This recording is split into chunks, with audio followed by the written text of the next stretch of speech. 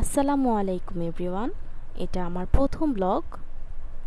তো আজকে আমি মক্কা থেকে তায়েফ শহরে যাচ্ছি। শহরটিকে একটু ঘুরে দেখব এবং আপনাদেরকেও দেখাবো।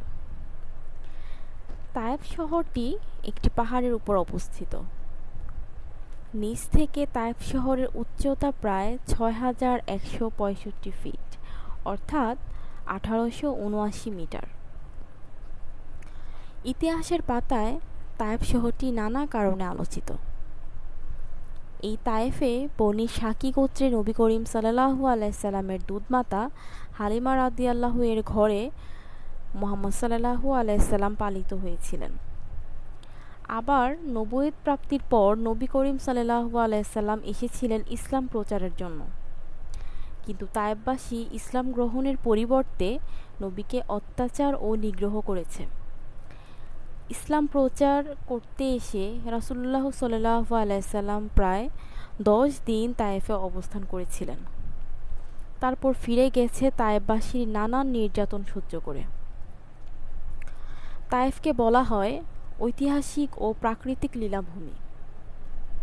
চমৎকারভাবে সাজানো গোছানো এই শহরটি বাদশাহ ফয়সাল ও বাদশাহ খালেদের আমলে শীতকালীন রাজধানী হিসেবে গণ্য করা হতো। বাদশাহ খালেদের আমলে এখানে ইসলামিক শীর্ষ সম্মেলন অনুষ্ঠিত হয়েছিল। আমাদের তায়েফ যাওয়ার উদ্দেশ্য ছিল বুড়ির বাড়ি দেখা। ছোটবেলা থেকে যে বুড়ির বাড়ির কথা আমরা জেনে এসেছিলাম, সেই বুড়ির বাড়ি দেখার আগ্রহ নিয়ে আজকে তায়েফ যাওয়ার মহা উদ্দেশ্য।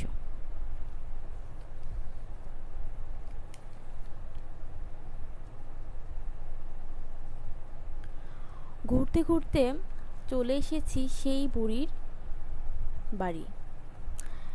এটা তায়েফ শহরে অবস্থিত।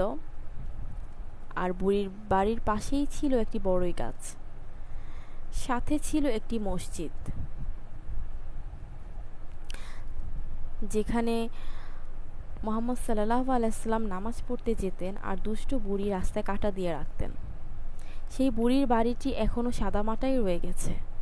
হজ ও উমরায় আসা হাজিরা এই বাড়িটি দেখতে আসে। এটিও হচ্ছে বুড়ির মসজিদ। তার বাড়ির পাশে অবস্থিত এটি। বুড়ি ঈমান আনার পর এই মসজিদটি তৈরি করেছিলেন।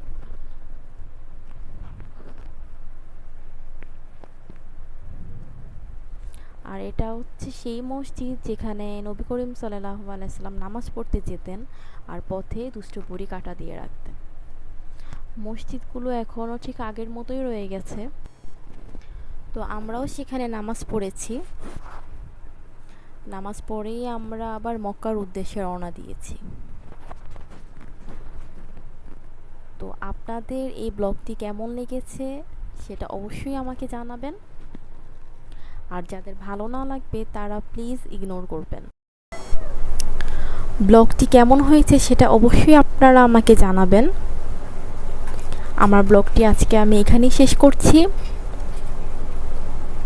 আল্লাহ হাফেজ, আসসালামু আলাইকুম। يا طيبة يا داوي العيانة استقنا